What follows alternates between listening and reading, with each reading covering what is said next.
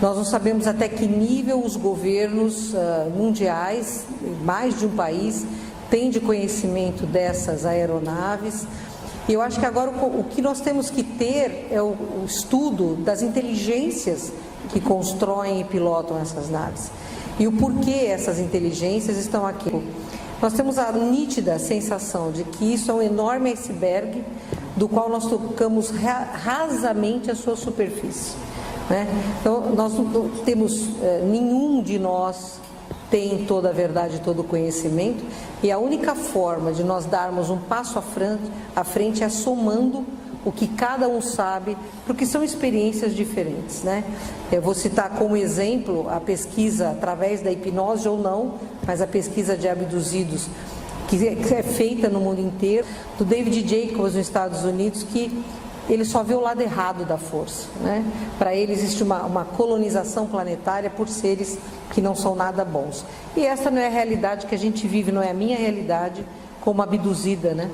Eu nunca passei por nenhum tipo de violência, embora você não ter controle sobre si próprio já é uma violência, mas não no nível que a gente vê alguns relatos. Então, cada um de nós tem uma faceta, uma peça desse quebra-cabeça.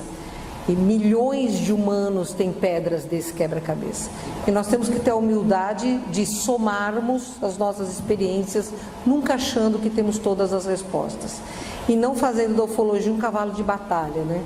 É impossível você dissociar uma realidade onde o estudo científico e o estudo espiritual se impõem, assim como o estudo filosófico, porque para mim este é um campo de fenômeno formado por um tripé indissociável, que é o científico, o tridimensional, o multidimensional e o filosófico.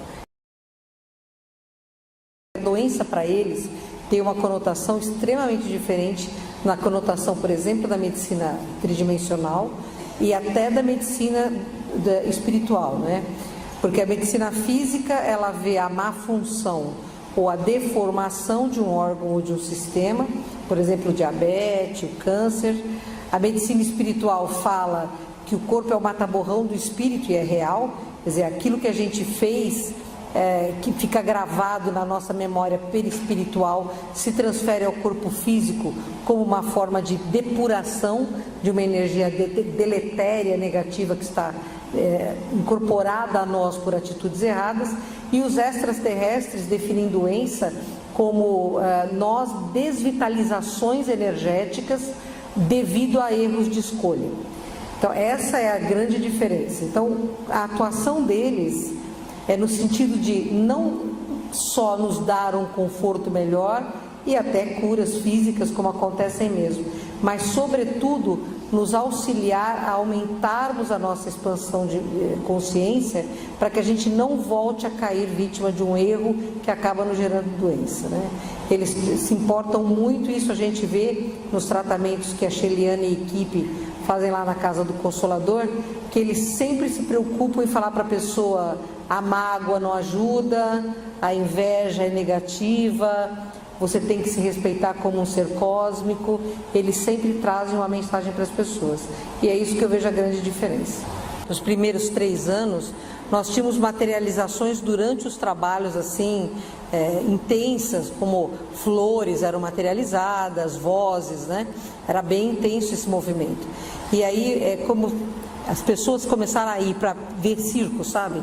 Vamos ver o que aparece hoje. Eu pedi para os mentores pararem com as materializações. Ficou ótimo, muito tempo se não aconteceu mais nada. E aí começaram a aparecer bolas azuis, elas simplesmente apareciam no ar e andavam em torno das pessoas, entravam dentro do salão de trabalhos. Começou a queimar lâmpada, o que queimou de lâmpada do aparelho de som. Foi assim, pânicos elétricos dentro da casa se tornaram muito frequentes. E foi quando a gente começou a temperatura cair abruptamente na casa inteira, e a gente começou a ter manifestação de seres que não eram adâmicos, mas não adâmicos da Terra, né? E criou um tumulto muito grande, lógico. A casa estava sempre lotada, e é lógico que ninguém gostava de uma bola azul na sua testa, assim, dava zumbido na casa inteira, era bem estranho, tudo parava de funcionar. E aí eles começaram a dizer que eles eram extraterrestres, que eles queriam trabalhar com a gente e tal. Eu sou bastante cética, né? Perguntei para os mentores, eles falaram, não, são irmãos ótimos, de luz, não se preocupe, eles vieram somar. Mas eu queria coisa mais palpável, eu queria uma prova concreta. E uma noite eu estava lá e aquele zumbido no meu ouvido, eu falei, olha, se você é um ET mesmo, dá uma prova física. Nós temos todo o sistema do Doutor Espanhol, todos os pacientes são cadastrados, porque é grande, nós temos mais de 40 mil pessoas cadastradas, cada uma tem em média 20 consultas, vocês imaginem o volume de arquivo que a gente tem. E nós temos uma impressora onde são impressas as orientações dele. O computador estava todo desligado, fora da tomada, e portanto a impressora também estava fora da tomada, e a gente tem sempre um papel enfiado na impressora para ganhar tempo. E quando eu falei, se você mesmo é extraterrestre, me dá uma prova, a impressora ligou e escreveu saudações 3 vezes.